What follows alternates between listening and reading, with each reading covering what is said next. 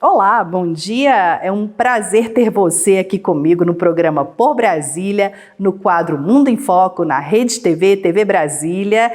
Agora nós exibiremos a segunda parte da entrevista com o ministro conselheiro da Embaixada da China aqui no Brasil, o ministro Qu Yuhui, e eu espero que vocês tenham muita informação, porque é uma entrevista muito importante, pois a China é o maior parceiro comercial do Brasil. Eu vou falar sobre um outro assunto agora com o senhor. O meu pai é médico e tem 75 anos. E ele foi um dos primeiros, coincidentemente, né, apesar desse amor que eu tenho pela China, ele foi um dos primeiros médicos aqui em Brasília a tomar a Coronavac, porque ele participou do estudo que a UNB fez, o estudo da UNB, e ele tomou as 2 doses da Coronavac, ficou muito bem, e foi um alívio para todos nós da família, de saber que o meu pai está vacinado.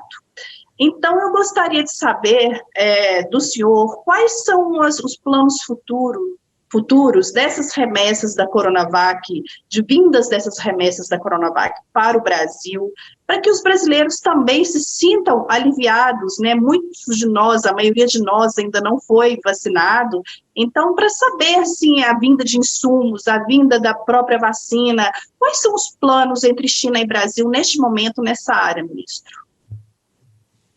Acho que nós valorizamos muito, né, a nossa cooperação com o Brasil no combate à pandemia, porque sempre achamos que essa é uma batalha global. Não adianta um país ou 2 países conseguirem controlar a pandemia, enquanto o resto não vai poder controlar a pandemia. Enfim, é uma pandemia, ou seja, isso quer dizer que é uma coisa global. E só quando todos os países conseguirem fazer o controle sobre a pandemia é que nós podemos finalmente festejar, né, a conquista sobre a pandemia. Todavia, entendemos também perfeitamente, né, a demanda do Brasil em relação à vacina. A vacinação será uma ferramenta importante para controlar essa pandemia.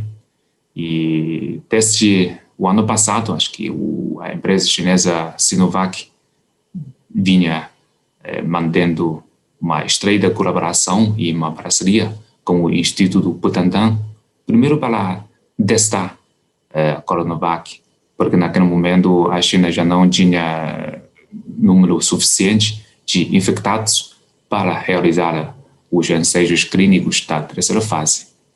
E, portanto, foi um casamento feliz entre Butantan e o Sinovac para fazer quase toda a fase 3 de ensaios clínicos no Brasil e correu muito bem. E a partir daí, né, os 2 laboratórios começaram a discutir os outros detalhes em relação à distribuição, comercialização de vacinas. Acho que os detalhes não estão mais com esses 2 laboratórios, estão definidos no seu contrato, né?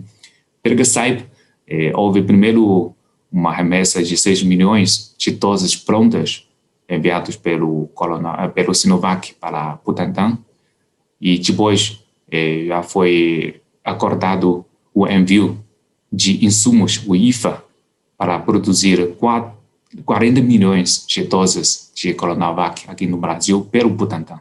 Acho que esse já é algo já foi definido, já está escrito no contrato, e o fornecimento para a produção de 40 milhões de doses a serem produzidos aqui no Brasil estão sendo cumpridos conforme o cronograma estabelecido no contrato. Enquanto ao futuro, acho que ainda não sei o que será negociado entre o Butantan e a Sinovac, mas creio que assim que os 2 lados concluírem a negociação do contrato, o público vai obter mais informações, né? Tá certo, ministro. Muito obrigada pelas suas informações, pelas suas palavras. Eu agradeço pela entrevista. E tem mais alguma coisa que o senhor gostaria de falar para o nosso público aqui? Por gentileza, fique à vontade. Ok. Não, só queria dizer que acho que nesse momento, né, um dos grandes desafios que a relação China-Brasil enfrenta é justamente aproximar ainda mais os nossos povos eu falei que existe uma afinidade entre o povo chinês e o povo brasileiro. Todavia, ainda falta muita coisa que nós podemos fazer para que essa afinidade, essa amizade possam ficar ainda mais consolidados. E estamos vivendo numa sociedade de redes sociais, etc., né? E é natural que para dois países tão diferentes em termos culturais, em termos sociais, né, haja algumas visões diferentes, mas acho que o bom no espírito brasileiro e o bom no espírito chinês é saber respeitar as diferenças e buscar os pontos convergentes.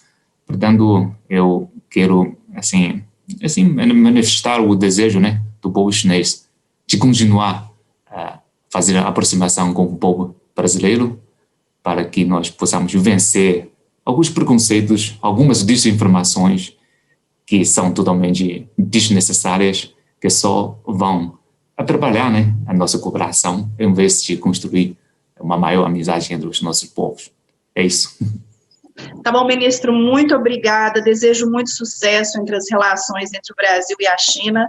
Estou aqui para colaborar como jornalista que conhece a China e pretendo visitar a China um dia novamente. Agradeço muito pela entrevista e desejo sucesso e espero revê-lo novamente após a pandemia. Muito obrigada. Também espero assim, tá bom? Muito obrigado e bom final de semana.